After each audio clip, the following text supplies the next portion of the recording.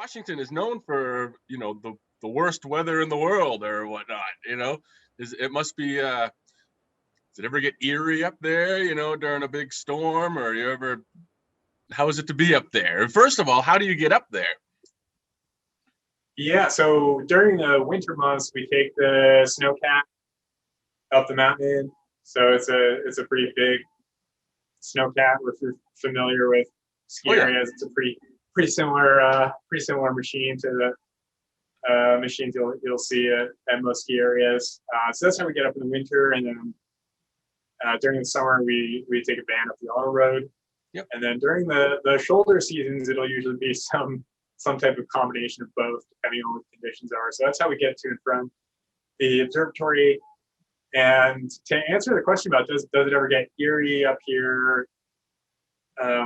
Yeah, I'd say most of the time I feel pretty safe up here, but I think there are, of course, hazards with the inclement weather at times, and a few things definitely come to mind where it can get a little bit scary. And I think the big thing that's maybe in the back of our minds is it would be really bad if we ever got locked out of the building somehow. That would really be not good. And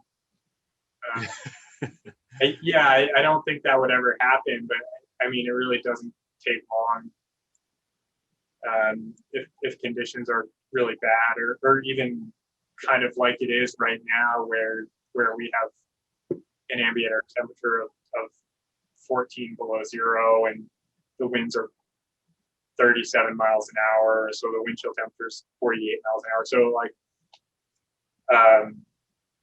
wind chill temperature is 48 below. Yeah, that's what I meant to say. But yeah, it doesn't take long for you to really feel the effects of that type of cold. So yeah, that would be scary, getting locked out of the building. Even though during a day like this, we don't really have to be outside for very long to do a weather observation, thankfully. But right. Yeah, you wouldn't want to be out for very long, truth be told. And that comes to mind. The other thing that comes to mind in terms of occupational hazards is just de-icing or cleaning the ice off the instruments, or even falling ice from the towers.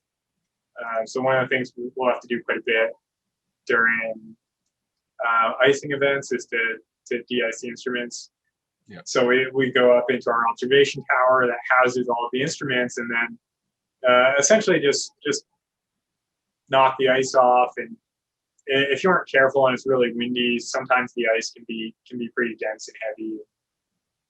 Sure. You don't want to be standing downwind of where that ice is going to be falling off, because don't want to get hit in the head. Because while the feathery rime ice is usually pretty light, especially if we get freezing rain and getting blaze ice type conditions, that ice can be pretty heavy and dangerous. So definitely, sure. Yeah, being careful around that. In the winter months, do you have many visitors?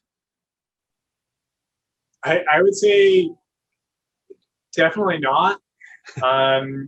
This year's been a little bit different because we used to have trips and volunteers that would come up during the winter months, but in lieu of the pandemic, we've kind of stopped doing those things, and it's been pretty much just the bare minimum number of workers that we have up here. So it's mostly just myself, my two coworkers, and then the state park crew also works up here, helping to keep the building up and running during the winter months, which is certainly a challenge in its own right. So that's pretty much who's up here in terms of staff and our organization and the state park.